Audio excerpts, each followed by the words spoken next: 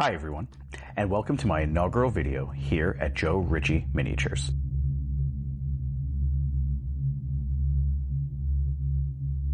In this video, I'm going to take you step by step through my process of painting Skarbrand for my Blades of Khorne army for Age of Sigmar.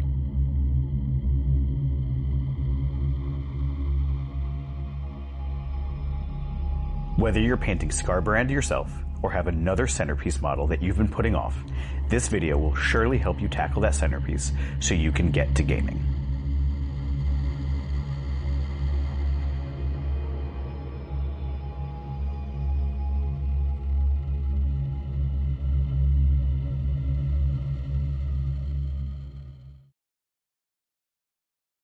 Okay, so when painting a model this big, it's always good to break it down into 3 or 4 major things that you want to focus on. Specifically with Skarbrand, I'm focusing on his skin and the muscles, his wings, and the filigree of his armor and his weapons. So as you can see, I primed my entire model red because I want the vibrancy to show through the paint. An extremely unpopular opinion in this hobby, but I'm not a fan of grimdark. I love my models to pop, I want you to see the detail that I painted, and I want my models to look vibrant and full of character. I chose Flesh Terror's Red as the base layer for his skin because I want that primer to show through.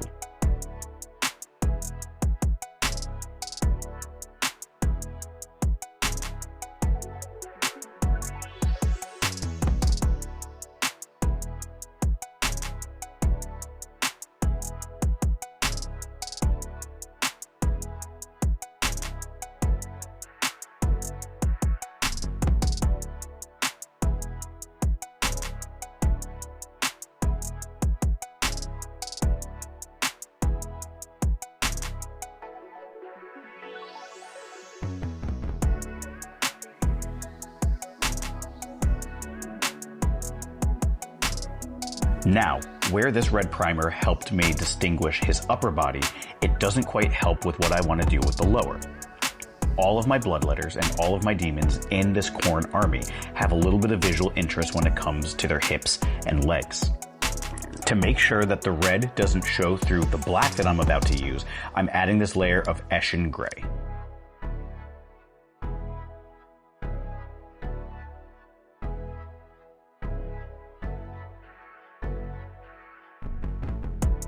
Next up is a layer of Black Legion contrast paint.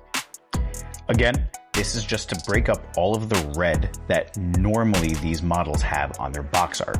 I wanted to do something a little bit unique and a little bit more dynamic. As you can see here, I'm coming in with a little bit more Flesh Terror's Red to meet that black in the middle of its hips. I want it to give a little bit more of an organic look instead of just a block of black and a block of red.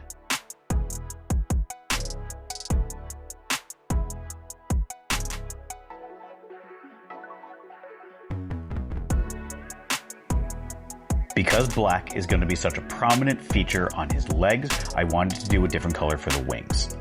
Here, I'm adding a layer of Incubi Darkness because all of the fleshy bits inside of his wings are going to be blue.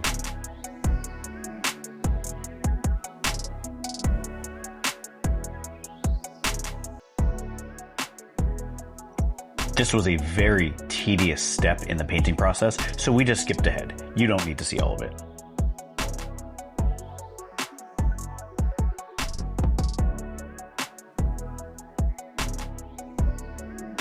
To make the muscles pop, I'm adding a layer of Jerky Violet just so it could seep into all the crevices and the cracks.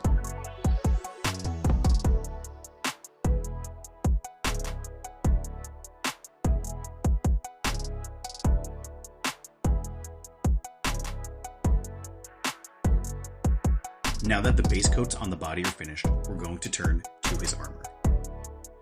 I am a huge fan of non-metallic metals. Under normal circumstances, I will always try to do some sort of non-metallic effect. But if you're army painting, or if you have a lot of space that you need to cover, there is nothing wrong with using classic metallic paints. Whether you're using contrast paints or classic layer paints, whether you're painting with non-metallic metal or true metallic metals, everything in your miniature painting toolbox has a use and a time. Some of the most beautiful effects you can get from the simplest tools. So I've had this Army Painter Tainted Gold sitting on my desk all summer, and I couldn't find a reason to use it until I started painting the Skarbrand model. There's just a little bit of green in this gold that contrasts incredibly well with the skin and all of the oranges that I'm going to be using later on. Painting filigree like this is also an excellent exercise in brush control. You don't want to get any of the gold on the silvers and vice versa.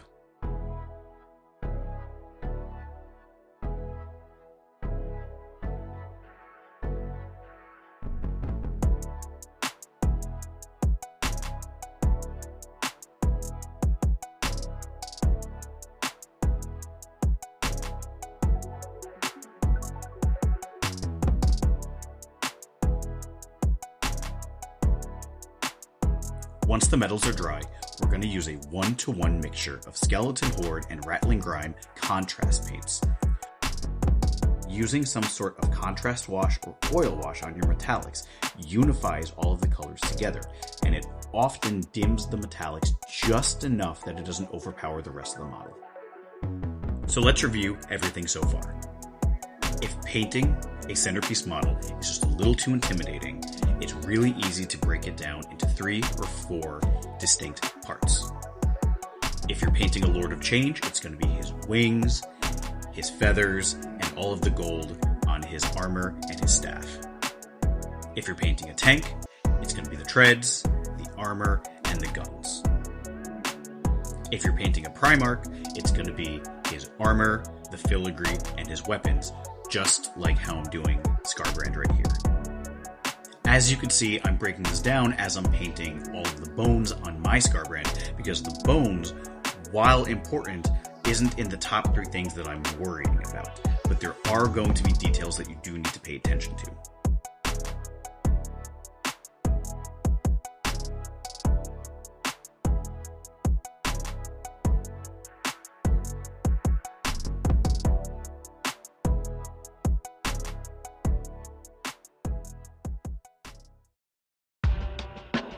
Okay, this is some of my favorite parts of miniature painting.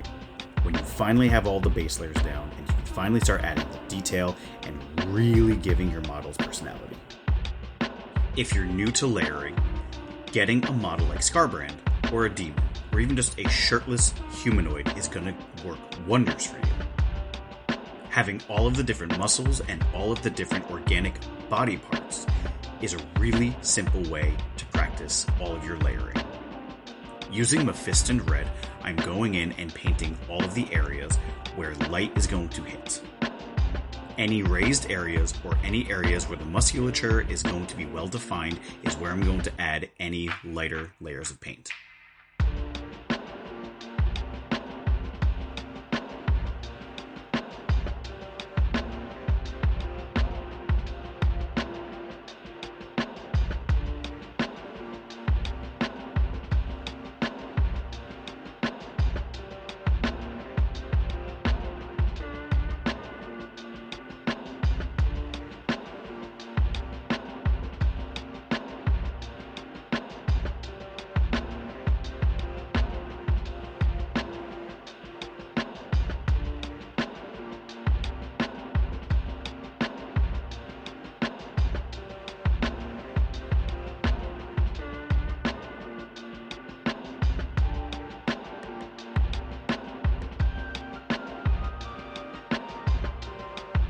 Not only do your highlights show where light would be hitting your model, you can also use them to manipulate the eye. I'm painting his biceps, his shoulders, the wings closest to his head, and his face. What I'm doing is framing what I want other people to see on the model from across the table. For the highest highlights, I'm adding some Evil Sun's Scarlet. The lighter you go with your highlights, the less paint you're going to use. I'm going to use this paint for the knuckles, the highest points of all of the wings, and the face, nothing more.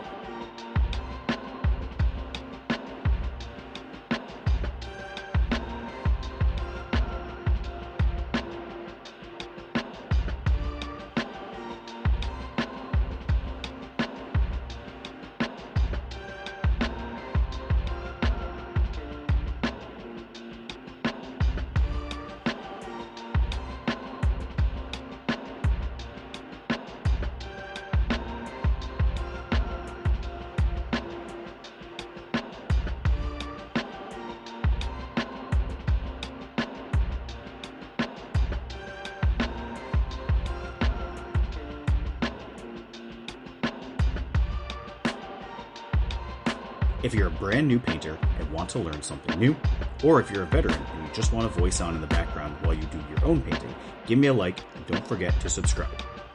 More painting lessons, musings on the hobby, and even some army showcases will be popping up in the future, so stay tuned.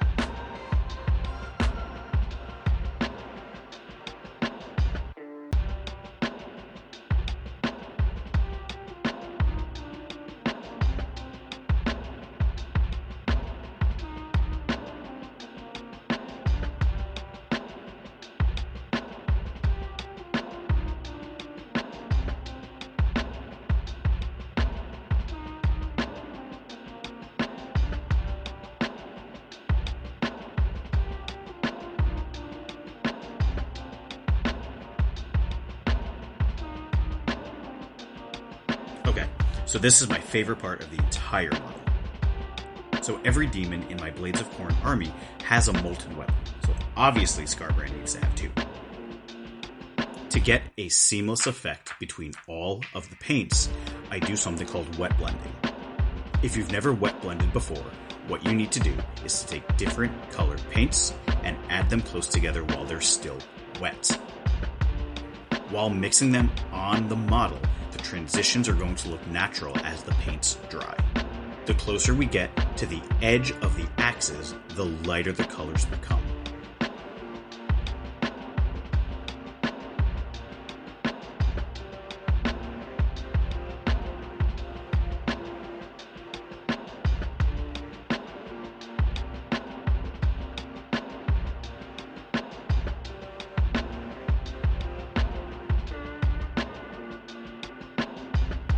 Here, I'm going to be utilizing the contrast between the reds that I'm using and the yellow to give off the illusion that the axes are molten and hot to the touch.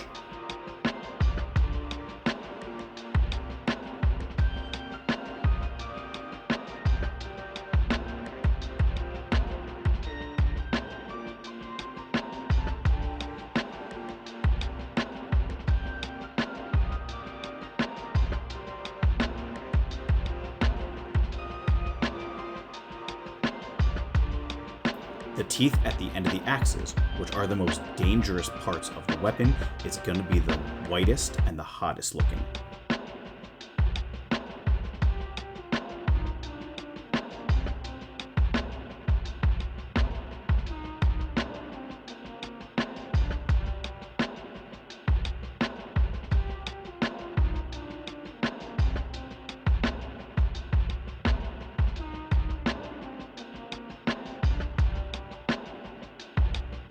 Now, in order to make the contrast pop even more, I added the tiniest bit of black to the red that I was using.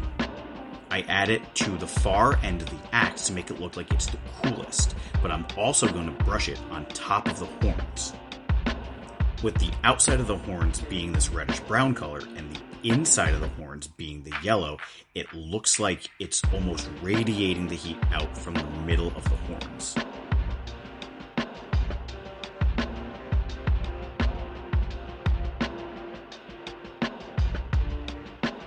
And here, I just start adding a little bit more black just to really make the lighter colors seem more light.